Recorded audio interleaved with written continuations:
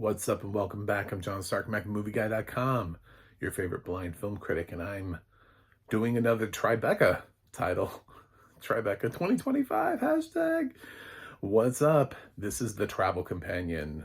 I did get to see this. I thought I was done with Tribeca movies, but nope, the travel companion came through. So click like and subscribe because I'm blind and I do a lot of videos and TV reviews and movie reviews here on my channel from my perspective as a blind person, which could be useful to you. Might be fun. You never know. It does kind of put a lot of people on notice when the accessibility isn't there because they're like, oh shit. But also, like, don't you want to know, like, what would happen if blind people watched your movie? I don't know. But, so, The Travel Companion. What is this movie? It's a little bit of a dramedy. It's kind of both. It has some funny moments to it. It kind of is also kind of gets serious. So I'm just gonna call it a dramedy. I love that new word that we've come up with in the last couple of years to describe everything that just kind of like sits in between.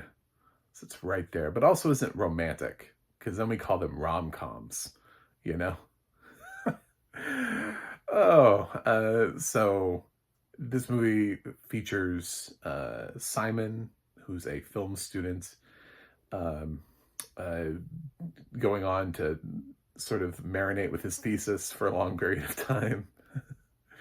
And his thesis is sort of about traveling because he is the travel companion to his roommate Barry, who works for an airline, and he gets to list somebody as his travel companion in case, so if there's an available seat, he can take it at the last minute. So Simon has been able to fly a lot of places for free and see a lot of the world because of this perk of being Barry's roommate. And of course they're long time friends with this history, but that you can tell it's sort of like wearing thin.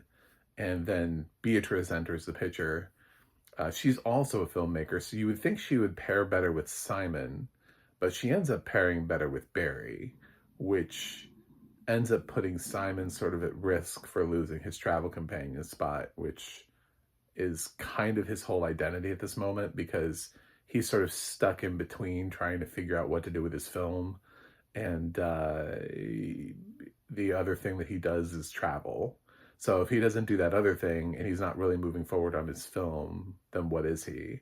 And then also, if Beatrice takes Barry away from him, does he have a friend? Like there's sort of like a potential identity crisis for Simon, who sort of lives vicariously stuck through other people. But that's kind of the movie. I think being a critic of a certain age. Yeah, I'm old. Don't look at me like that. I'm old. I think I have some gray in my beard.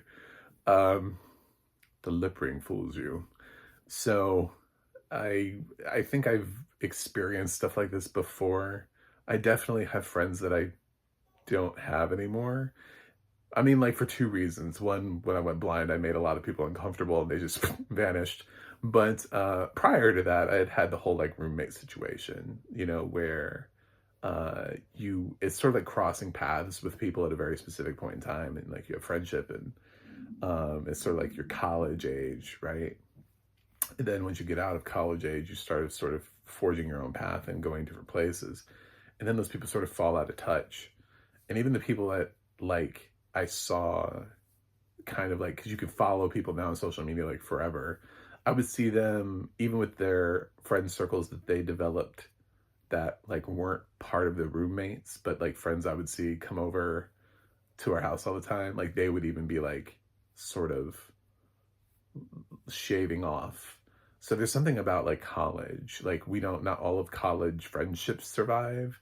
I'm sure some do. That's not my experience. That's just I'm not saying that my experience is everybody's experience, is what I'm trying to say, but um we all have our old friends like from back in childhood, but you don't have all of them is the point, you know, like when you look back at your childhood, you're like, I had, when I was in fifth grade, I had like 20 friends. Do you still have all 20 of them? I just don't think so, because people move, they get jobs, they grow, and they have different opinions. You know, they split and go off another. You know, like everybody, we just make different choices in life.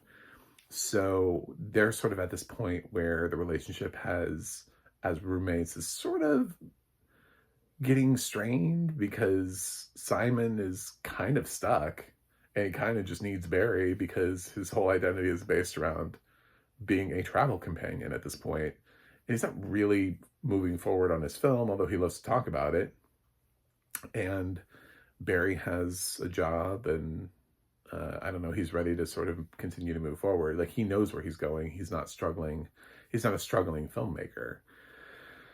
So I think the film represents those themes really well. I think that's what will resonate. I think this film's probably going to resonate with people who are going through this, or who are about to go through it, or had just gone through it. I think those people resonate with it the most, probably around, I'm gonna say like late 20s, early 30s is like the sweet spot age range for this movie, where you go, oh my God, I just went through this.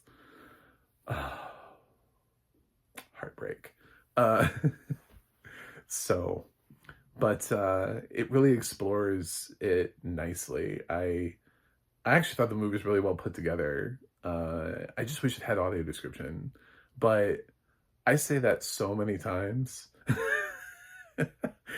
I mean, the thing about independent film is a lot of these films are going to festivals so they can get distribution.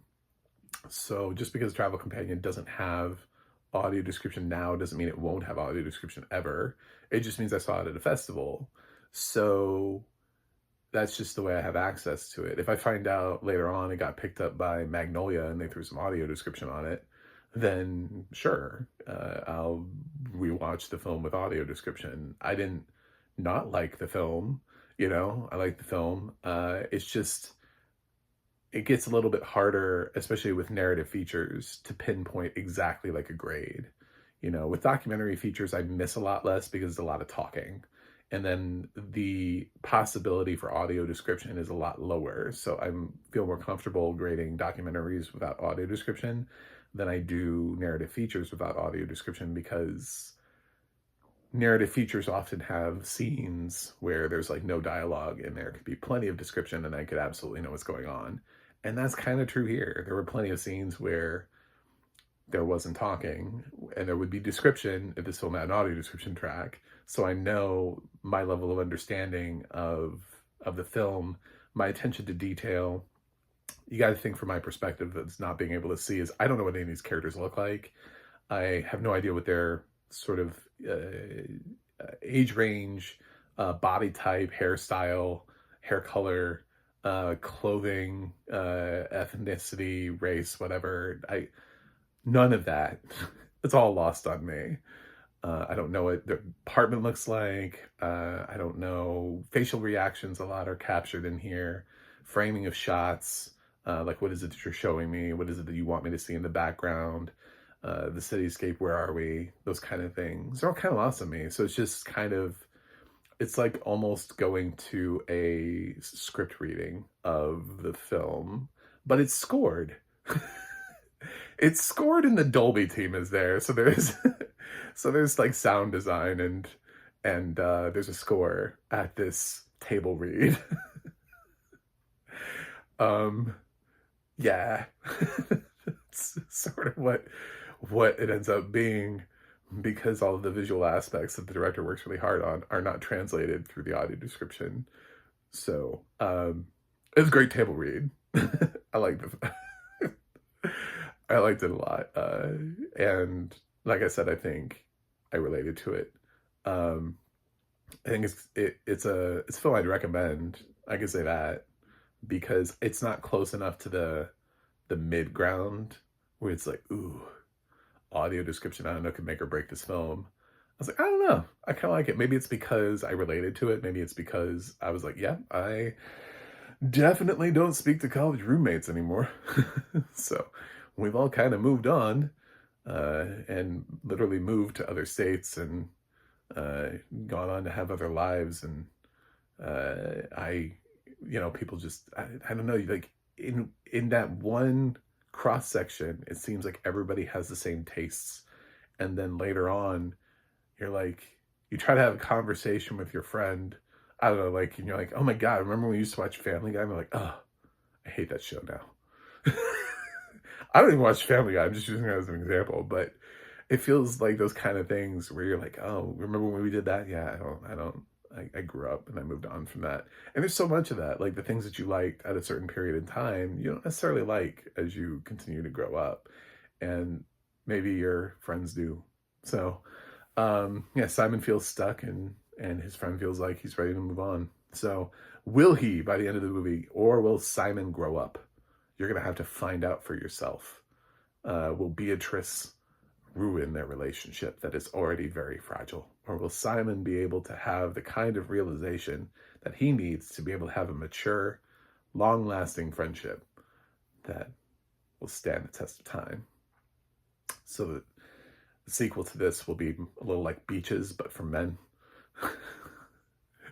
Anyway, uh, yeah, Travel Companion, I can't give it a grade because it's, so my official is no grade due to lack of audio description. Uh, uh, I know. Sorry. I would recommend it though to a sighted person. I just wouldn't recommend it to a blind or low vision person. And I think there's plenty of those people who subscribe to my channel. So y'all, we're gonna have to wait to see if this gets distribution and if the distributor puts audio description on it.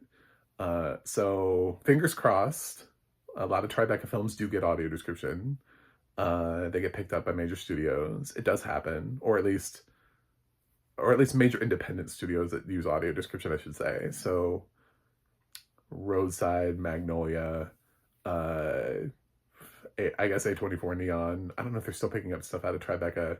They feel like they're almost now like they're too good for Tribeca. Like they're like, no, we only buy stuff from Cannes now. We're trying to win Oscars. Maybe they still do, I don't know. But we still see IFC, another example of a great possibility for them. Like it could land anywhere. So I'm interested to see where it lands. Anyway, thanks for watching. Thanks for subscribing. And I will see you guys on the other side.